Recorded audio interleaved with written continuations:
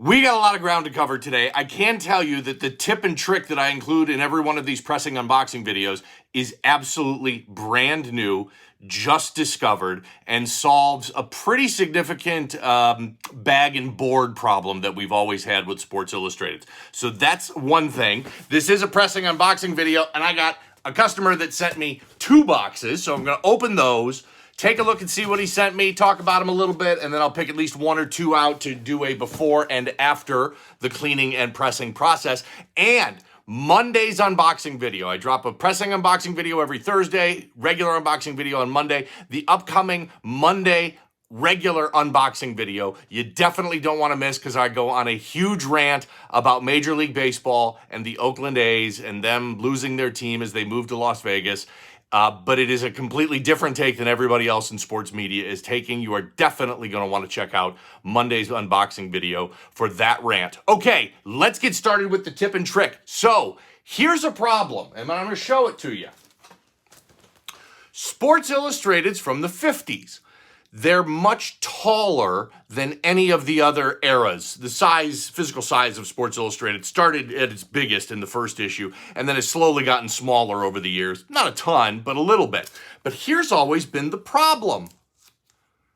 The standard magazine bags and boards don't go tall enough. And on this one, the flap doesn't even come down far enough for you to be able to use the resealing process on the back of this. This has been a problem. And I've seen people, glue or tape 2 boards together and find a bigger bag. And people have used Life magazine size bags and boards, and those are just way too freaking big.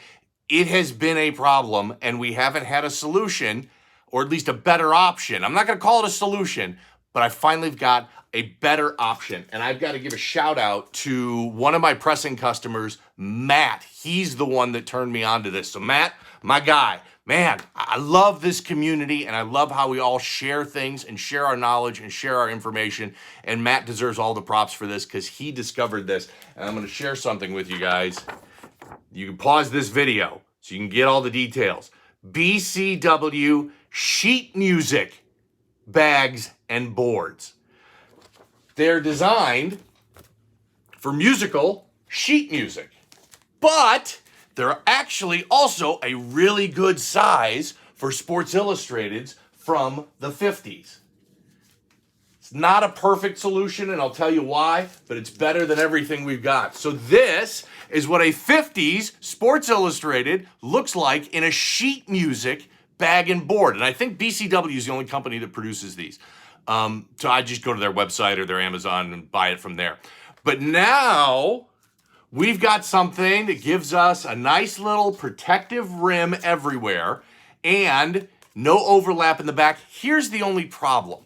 There's no flap on these. So there's no way, unless I don't recommend, use a piece of painter's tape to seal the top. I still don't like that idea.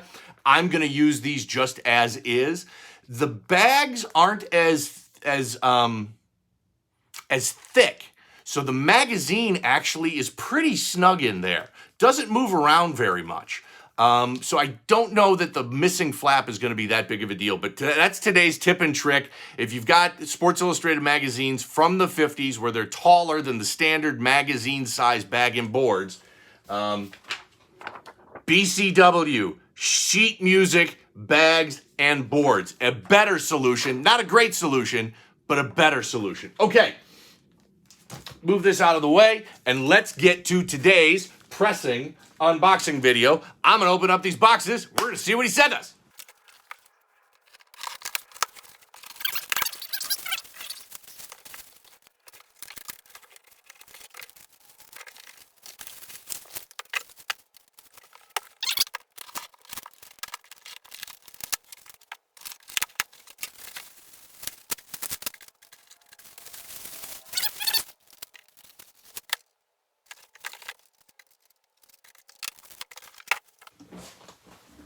All right, I got a little preview of what we've got, and I think we are all in for a treat with what we're going to be looking at from this batch of issues. So let's jump in and get started. I don't like how you can see that light over the back of my head, so I'm going to fix that.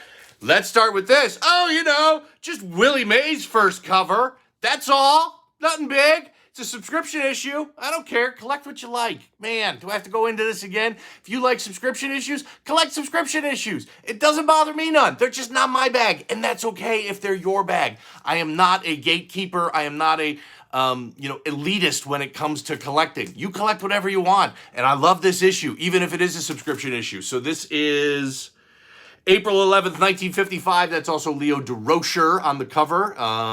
Very cool. Love this issue. I think of what I own. I think I own that I own it in newsstand. I think it's an 8.0 or an 8.5. And look at this. Sent me two. By the way, this is Brad's, one of my customers, regular pressing customers, Brad. And I know there's a number of Brads in the community. So shout out to Brad. Thanks for giving me permission for showing these off. He and I got to connect in person at the National. Actually, not at the National. It was at the Chicago regional show in March of this year is when we connected and saw each other in person there. So it's great to meet you in person there, Brad. Another Willie Mays, first Sports Illustrated issue. Oh, boy. Interesting. Okay, so this is a Willie Mays. Another Willie Mays, April 13th, 1959. This is a newsstand issue. That's going to be a ton of fun. Oh, boy. Street and Smith's Michael Jordan on the cover. So this is the Street and Smith's College Pro Prep 86-87. And so this is, I've talked about this before.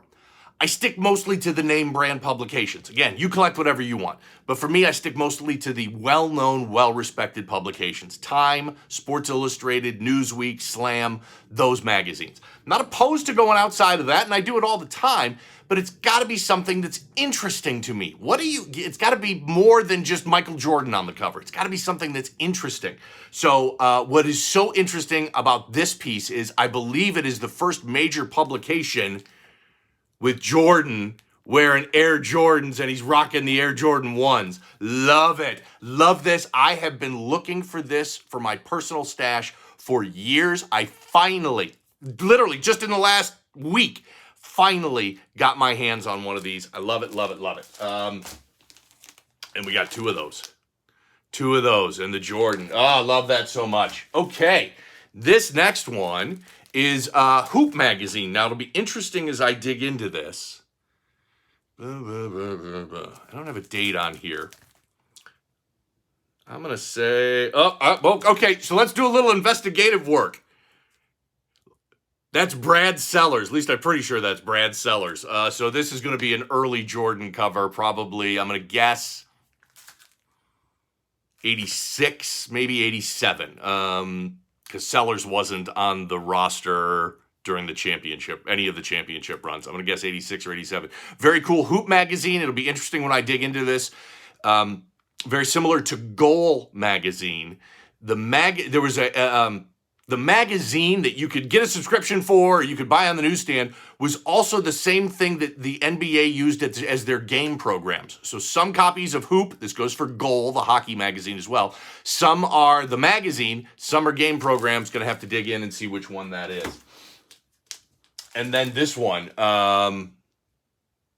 So this is, again, another Street and Smiths. By the way, been looking for this one for a while too. Also got me a copy of this in the last week or so. Street and Smith's Pro Basketball. So now this is slightly different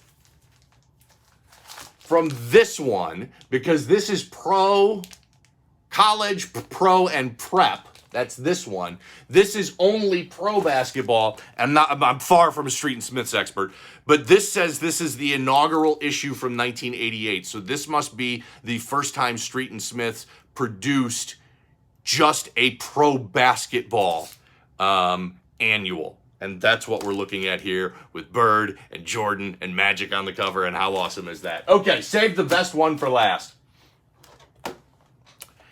It's a Kraken press. Yeah, that just happened.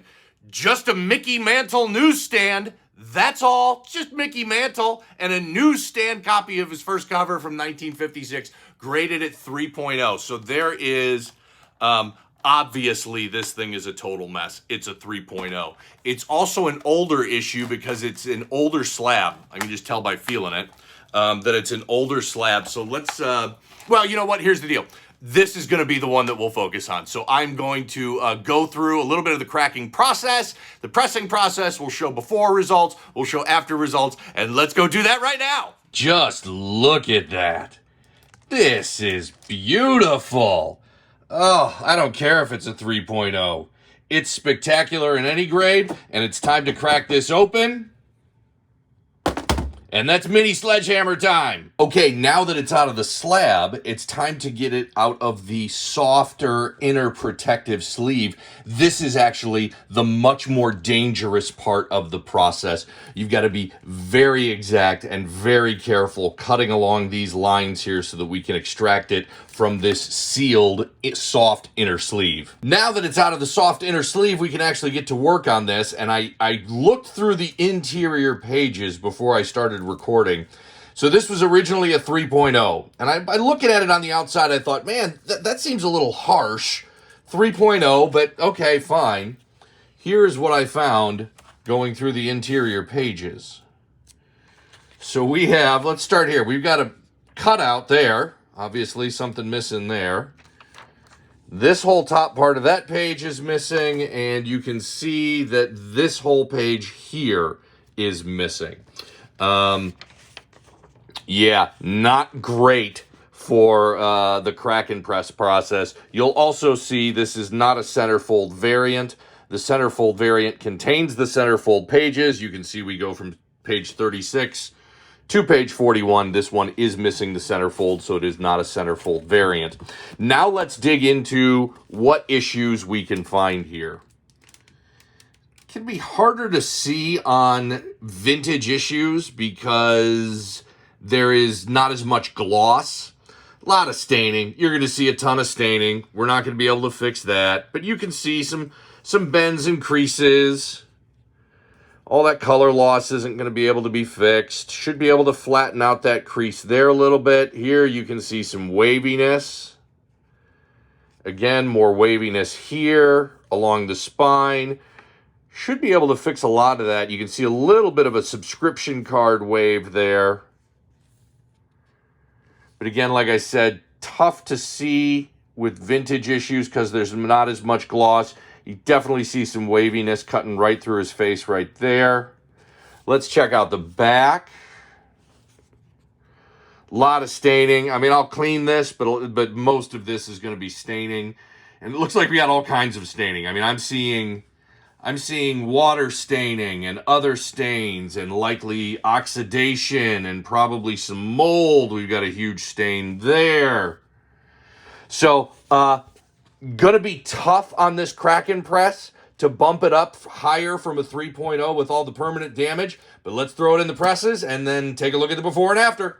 So something to keep in mind is that pressing is just as much art as it is science. There are no hard and fast rules, and there are a million different techniques that can get you to the same spot. So this one took several runs through the press, and on the last run through the press, I let it sit in there for 3 straight days. And I did that because it's a vintage issue and because it had a lot of problems. If you don't, especially with vintage issues, sometimes you'll get what's called reversion. And that is where you take it out of the press and it looks great. And then a couple weeks or a couple months later, all those flaws keep coming back. And so that's what I did on this one because I was concerned about it. So the staining is still there, but you can see good improvement on the waviness. Most of it was up in this area. Looks a lot better right there. So a lot of improvement. This corner looks better. The whole spine looks better.